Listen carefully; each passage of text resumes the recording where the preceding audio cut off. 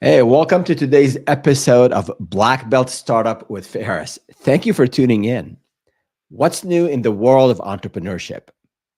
Too busy to grow. I hear this a lot. So let's unpack it. Okay. Pretend we're just hanging out, shooting the breeze, and then sharing stories from the trenches about the chaos of running a business. The kind where your to-do list looks more like a scroll from an ancient library. I think I have some samples here. Skip you that. I'll skip that. But 1 minute you're running some client work, some project that you sold. And then the next, you're realizing that you've ignored lead generation for weeks. Been there? Here's the thing. Not every founder is great at every aspect of running a business. Some of us were sales rock stars, and when it comes to project management, we can't manage a project to save our lives. Others, maybe they're very the big picture type, the visionaries with a lot of big ideas, but they can't stand dealing with the details. And when I started my first business, I had my strength. I was pretty resourceful. I love to learn new things. I can put time into whatever I'm focusing on, and pretty disciplined when it comes to execution. But I wasn't good at sales. I had to learn it. And then I ended up liking it. And over the years, we grew our businesses to over $65 million in sales. But man, did I struggle when it came to details and when it came to project delivery. My projects and my tasks were just all over the place. And then deadlines, forget about it. Let's just say I wasn't exactly winning any awards there. So what changed for me at the time was that learning how to prioritize effectively. And again, new business owners face a lot of priorities. You have to sell, you have to deliver, you have to learn how to market, you have to learn how to do accounting, you have to learn how to run payroll, you have to figure out new regulations and whatnot. So there's a lot going on, and prioritizing effectively was a big challenge for me, including prioritizing when I needed help and then getting the help specifically in areas that I'm just not I wasn't built to do well. And it wasn't just about working harder. I was putting a whole lot of time into the first business, but it was getting laser focused on what truly mattered and on the systems that I had to build that worked for me. And it's not just about me or my own experience, although I think it counts for a little bit after seven businesses. But according to McKinsey and Company, organizations that invest in strategic prioritization, so this is big, big companies, they deliver 40% more value. And that applies a lot to business owners, to founders who struggle with trying to grow, trying to deliver, trying to manage the business. And and I think those statistics and others, in a way, are very important for us as business owners to realize and implement. So just dialing in on what the priorities for today, for this week, for this month, and dialing in and focusing on what's critical can definitely help you move the needle in a huge way. Let's make sure technology is working and we're good there. So um, now the flip side, if you're not prioritizing, if you're missing deadlines, and missing deadlines not just with clients, that could lead to clients being dissatisfied, but also internal deadlines. When you are working with your team, you make promises on improving certain things, on doing maybe reviews, maybe on doing things around you partners that you have, some marketing campaign that you want to launch. If you start to miss these deadlines, it will impact the way you run the business. It impacts the results that you're expecting to have. And of course, with clients, unhappy clients are not a good thing for any business, especially for a consulting and a services business. So so you have to make it up. Those dreaded late night panic sessions, or you have to potentially get additional hires or contractors to help you get back on track. But what I want to focus on today is to help you miss less deadlines and to help you make sure the clients are happy and avoid these dreaded late night sessions. So I want to go over specific tips and tools for you to better manage your time, to better manage your priorities without also, especially if you have a team, turning into a micromanaging robot. So we will figure this out together because if I can get it right, so can you. Good. Before we dive into it, let's just go over a couple of housekeeping items. One, if you are listening now or watching live and you have a question, leave us a comment on any of the platforms you're on. You can also email me, direct message me, go on our YouTube channel at Startup with Ferris, go on our website at Startup with Ferris, and Ferris is spelled Feras, like my first name. I'd love to hear from you. Let me know what issues you're running into, what challenges, big decisions you're about to make and you're not sure how to solve. We keep all this information confidential. I get a lot of input from the community. People call, email, and I answer these questions, these challenges that you are facing through our these episodes here, also through our content on LinkedIn and on YouTube and in our weekly newsletter. So I'd love to hear from you. And also, if you have wins, small wins or big wins, I'd love to hear about what is working out for you and how you managed those challenges, so that we can also share your success with our community. And a reminder that these episodes they go live on Thursdays at 3 p.m. Pacific, 6 p.m. EST, and then you can also listen to the recording on the podcast platform of your choice. Excellent. So let's jump right in. I first want to just hit on this point. I want to focus on the reality of running a business. So, and I was just speaking with someone who was recently laid off, and they're thinking of starting their own business. And we went, and he's very thoughtful about his approach to starting his own business. The one thing I left him with at the end, I said, before you decide to take the leap, make sure that you have the time, you have that mindset, and the time to know what you're getting yourself into. There will be a lot of new things, new skills to pick up. You have to manage people. If you haven't done that before, that's going to be something for you to learn. Sales won't come right away. You have to learn sales and marketing. Also, just there's just so much to do in terms of packaging your offer and delivering. After you sell. So the reality of running a business, whether you're about to start, you just started, or if you've been at it for a while, that the reality is that you have to deal with a lot of different aspects of the business, the different pillars, as I call them, and you have to do that concurrently. So you have to balance delivery, and then lead generation, marketing, back office, and of course, client work, because you got to do all of this. There's just no other way. So I think acknowledging that challenge, that as a business owner, as opposed to when you worked in corporate, you had a specific task, especially in a mid-size and a larger company, you got to do a specific thing. You don't wear a lot of hats.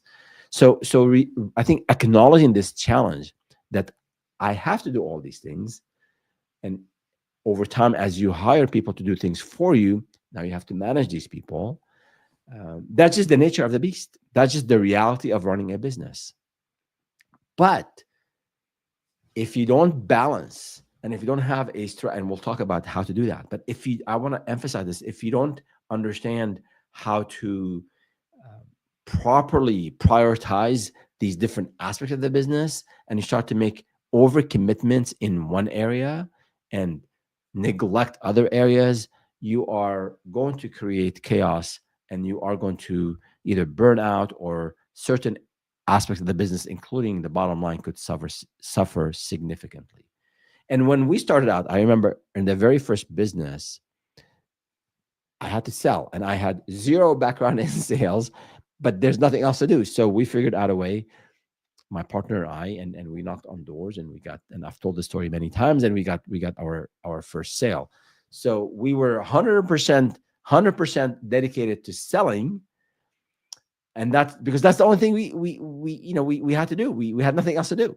Now, once we sold that first project, we jumped all over the implementation of that project, and we neglected lead generation, and we started to making sure this client is happy, which is important, but there wasn't a balance between doing delivery work and delivering on the project, and also keeping that pipeline of leads flowing.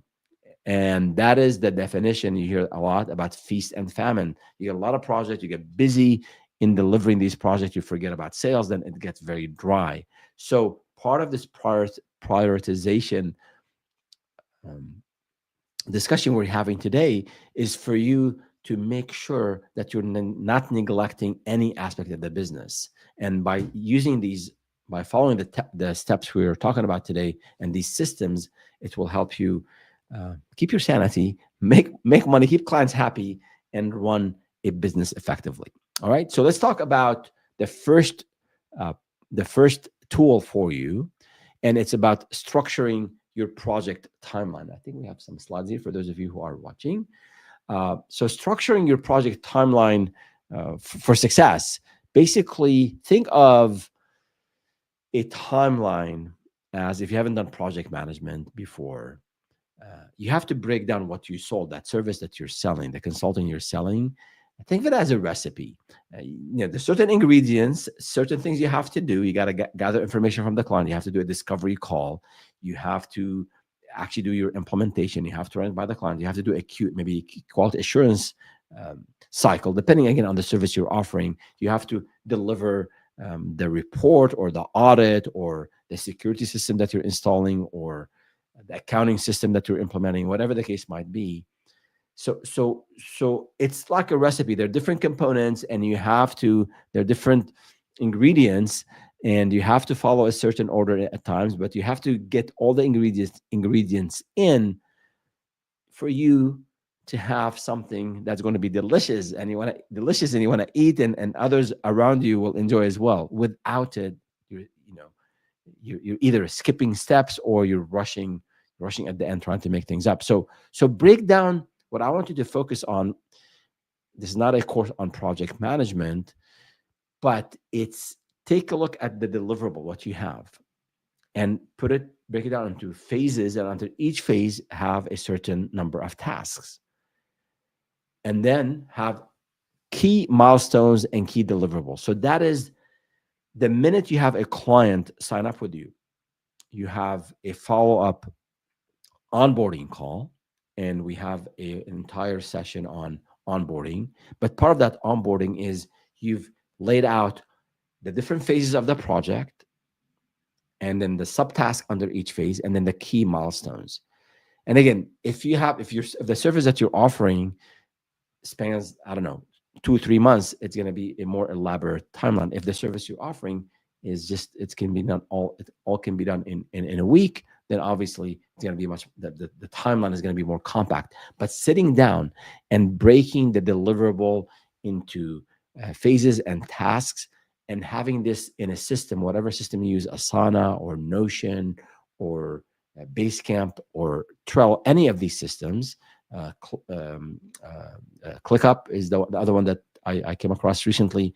So have this list of phases, tasks, milestones, deliverables in a template, that every time you have a new client, you apply this template. And then over time, which we'll talk about at the end of this episode, on ways to improve this template, so that you're always learning from previous projects. So the number one thing to save you time and to also help you understand what's ahead is to have a detailed project plan. And there are gazillion templates on project plans. You can go online and search for one.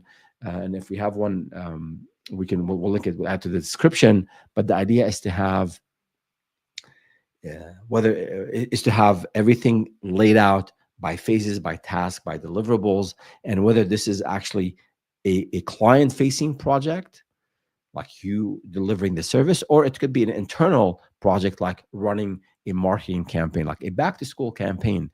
There may be 20 things that need to be included in this marketing plan, and you want to make sure that everything is listed, who the owner is, and especially if there are dependencies on one task to another. So that's number one, is making sure you have a template or maybe a few templates for your business, for external deliverables to the client, also for internal project that you do. Again, you do periodically, whether it's a marketing campaign or whether it's a like a hiring, like interviewing people. That is a project, and you want to make sure you do all the paperwork, the proper paperwork before you interview, before you hire. So whatever repeatable projects, you want to break those into a timeline, and you break them into phases and tasks and milestones. So that's number one. And this could be sort of task management, project management 101. But I see this, I speak with anywhere from 100 to 150 founders, entrepreneurs every year.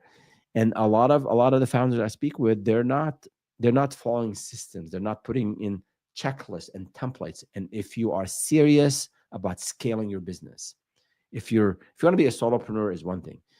You still need, I think, checklist and templates. But if you are serious about building and growing a business, you must have processes and systems and SOPs and templates and checklists, because that's how you turn that knowledge that you have acquired and the experience that you have obtained into a repeatable system that others then can follow and implement and improve on. So that's number one. Number two is managing multiple projects simultaneously. So this is something that that also we miss in the heat of, I want to close another deal. I'm out there selling. I have 2-3 leads coming my way, and they happen to all close around the same time. And I made a whole lot of commitments to each of these leads. So now I have to manage these projects simultaneously, plus maybe an internal project. Maybe I'm implementing a CRM, or maybe I have a marketing campaign, or maybe I have to hire a couple of people. I mean, all these things are projects that you have to do. So assuming we follow the first tool that we mentioned earlier, that you have a timeline with phases and milestones and deliverables. Now, when things are happening in parallel, simultaneously, you have to look at strategies to help you manage the chaos. So one of them would be time blocking, and the other one would be sort of focusing and avoiding task switching. So you have to move the bigger rocks first. And as you're making commitments to clients, make sure when you have these timelines and these milestones nicely listed, following that step number one, make sure you don't make the same commitment, 3 big deliverables on the same day to 3 different clients. So you have to, I think of it as, I have big projects internally. Maybe I have something at home as well I have to deal with. And also I have these 3 big deliverables for clients. So putting a master plan for the major milestones that you have for your business, so that when you make a commitment to a client about a deliverable, you avoid times when you are maybe off, or maybe you're attending a conference, or maybe you have just big deliverables happening at the same time. And then using the techniques I mentioned earlier, time blocking, where you dedicate specific periods, early in the day, late in the day, middle of the day, whatever works for you, where you are just focused on very, very specific aspects of a project, especially things that need focus, that need maybe brainstorming, or you need that quality time without any disruptions to get the creative juices flowing, and also that experience that you have, you want to put that on paper. So blocking times for focused work, for specific projects, packaging that, and then putting that in a compartment, and then moving the next thing is important. And then that task switching, which is really hard for us as consultants, small business owners, not to multitask. But you have to find a time, a way, and it's a muscle where you avoid multitasking. When in general, avoiding multitasking, I think, is nothing new here, but build a system, a habit for you where you reduce that. So, for example, when I'm working on let's say, writing a script for a video, or like thinking of the outline for this episode, I I basically minimize my browsers, all the other windows, and I have three windows here, and I just have one active window with the document, the Google document I'm working on. So I'm not looking around for other tabs. I have all my notifications turned off by default, actually, on my computer. So whatever works for you, that's what works for me. Is I just have one active screen, everything else is closed, and I put, okay, the next 30 minutes, I just want to focus on this. And then it's packaged. I pass it on to my colleagues to review it, add to it, improve it. So I think come up.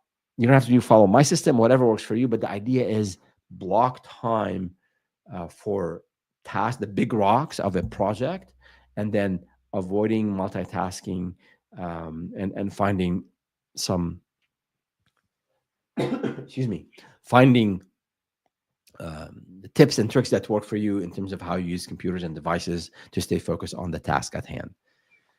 The next tool we have here is about on risk management, because part of business, part of life is there'll be delays, there'll be challenges, there are things that you knew might happen and things that you have no idea will happen. So that's the reality of the business. And as an entrepreneur, or maybe a want to be entrepreneur, sorry, want to break it to you, but there will be a lot of things that you haven't thought of. Not just in terms of delivering the project or selling, but things just will come your way that you had no idea that you have to do, including taxes that you knew about, but you've been delaying getting all your receipts and all your paperwork. So, and then the CPA will say, oh, yeah, we need more documentation. And then, oh, yeah, there's a new regulation. So things will come up. Clients were supposed to give you some documentation for you to do your work, and they don't do it on time. They wait till absolutely last minute before they share that with you. So the two things you can do here is to be better prepared to handle unknowns and exceptions and challenges, is that two things. One is buffer time, and then sort of real-time reprioritization. So buffer time meaning, if you have a deliverable, let's say today is Monday, and you have a deliverable that's due on Thursday, and this is not very time sensitive, and you have a lot of things going on that week, potentially tell the client that you'll deliver the project on, or that the document on Friday. So you allowed 1 day of buffer time. Let's say you have a contractor who's doing part of the work for you. The contractor says, I will have this deliverable to you by Wednesday. So and let's say you want to take that deliverable and pass it on to the client, don't commit to Wednesday to deliver that deliverable. So add a buffer time. That concept of adding a buffer time, especially when you have a lot of people exchanging hands on deliverables, it saved me a whole lot of time, a whole lot of energy, uh, saved deals and contracts, because things will happen. People get sick. People have internet issues. I can tell you stories. So if you have that buffer time built into the time commitment, that will allow you to absorb, accommodate for delays and things that are totally outside of your control, no matter how well you plan. Surprises will always happen. And then the real-time reprioritization, with delays, when delays hit, you have to move things around, and at times you have to go back to the client and say, you know what, this just happened outside of my control. One of my team members got sick. I need a couple more days. I mean, these things sometimes happen, but a lot of times you have to reshuffle if you have some time-sensitive deliverables. So getting used to reshuffling is an art that takes practice, but just be aware of it. Don't let this frustrate you all the time. But to the extent that you can plan, as we said earlier, your timeline, your milestones, your deliverables, to the extent that you can do more of that, I think you'll end up having less issues and less unknowns and less if you've if accounted for sort of everything that has potentially can go wrong, if you've listened from the lessons learned from previous projects, and you've done, we call them also project retrospectives, and you've implemented all the mistakes that have happened over the last maybe quarter or two from the previous deliverables and previous projects, you are in a way building a stronger process, a more comprehensive checklist. So you're less likely to run into issues. So real-time reprioritization is something that you might have to do, but to the extent that you can add buffer time and you can learn from previous issues that happened to other projects, you will have less you'll increase your chances of meeting your deadlines and getting those deliverables on time, and having time to also not spending all these nights trying to catch up on these deliverables. So the last thing I want to cover here is this concept of continuous improvement, this concept of um, getting feedback from all the stakeholders that are part of your company, including and part of your venture, including potentially partners, who suppliers, and you want to get feedback from clients. But the idea here is that no matter how well we plan, no matter how well we execute, it is always important to reflect on what we've done and bolster the things that we do well, and also identify things that did not go well for whatever reason. It's not a blame game like he did this, she did that. No, it's an understanding what led to something going wrong.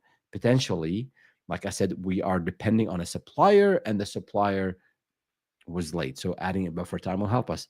Potentially, we are dependent on a client to give us answer our survey. The client is late, right?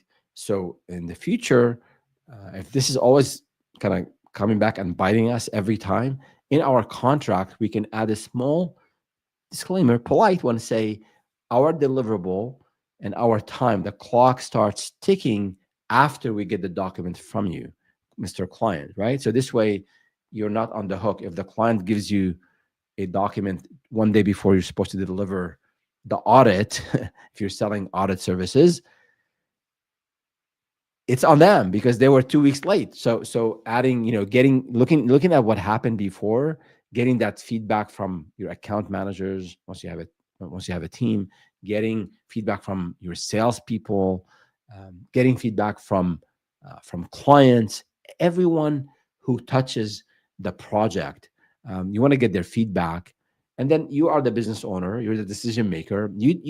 Some things, some feedback you get, you might not be able to implement. Some of it might also be not accurate or not applicable. But take all that feedback and then come up with a way to iterate, try different strategies. Again, if you're using a system that the client are finding, like let's say you're using a task management system that the clients are finding difficult to use, maybe you can try a different system. If you're not, you're always your salespeople are complaining that the pricing, your prices are too high. Maybe you can have a different strategy. Maybe offer different tiers for pricing. So you always want to be open as a business owner. You always want to be open to feedback and have this mindset of continuously improving. This there's a Kaizen Japanese concept there. We can spend a whole session on it, but the idea is, whether it's in marketing, in sales, in delivering, in the way you set up your operations, in terms of also accounting, in terms of hiring, all of those systems in your business, you want to make sure that you are getting feedback from the stakeholders involved, and then applying that feedback into your systems, making your systems more effective and more efficient. And with being more efficient, you're saving time, which helps in terms of you not burning out, and also just with more time you have that mental space, that mental capacity to think about the business, about growing the business. You're not always in the business. That's probably one of the most consistent advice I share with founders, is that You have to have time. You have to find time for you to think about the business, not always be in the business chasing deliverables and then following up with people and tasks and whatnot. So that is what we wanted to cover today. And it looks like we have, let me just check, we have a comment from Amen. Thank you so much for being here, and said, well said. As always, I appreciate that comment. Glad you're finding this material useful. So to wrap up here, running a business is tough. This is the reality of running a business. It doesn't come with an instruction manual. We try, with the content that we produce, with the course that we have, we lay out all the pieces, all the different pillars of running a business. But when you're into it, when you're in the thick of it, things will come up, challenges will surface, unhappy clients will knock on your door, send you these emails, unhappy employees as well.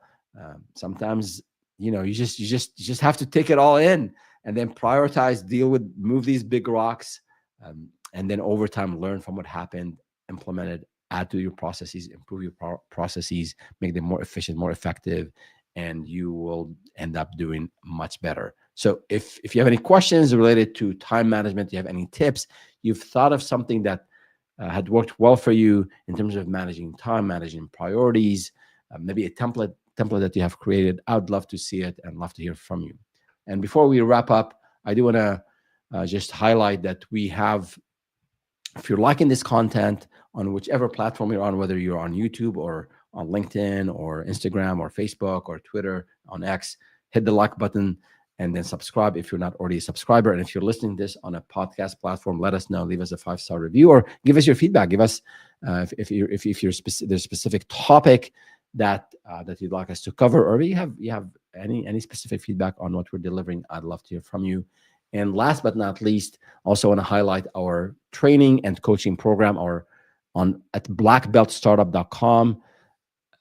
It's a full and complete coaching program with a full curriculum for you to start from vetting an idea to business planning to sales and marketing and delivering and hiring. So every pillar of a business, of starting and growing a business, we have content on. And then with our membership, we have office hours, and we provide you with a roadmap to help you scale your business to 7 and 8 figures. And this program is built on proven business principles and also the martial arts principles that I live and breathe every day. And it is month to month, no yearly commitment. So check it out at blackbeltstartup.com. And again, leave us a comment, ask us a question. We'll be more than happy to address your questions and comments in our next episode. Thank you so much, and see you next time.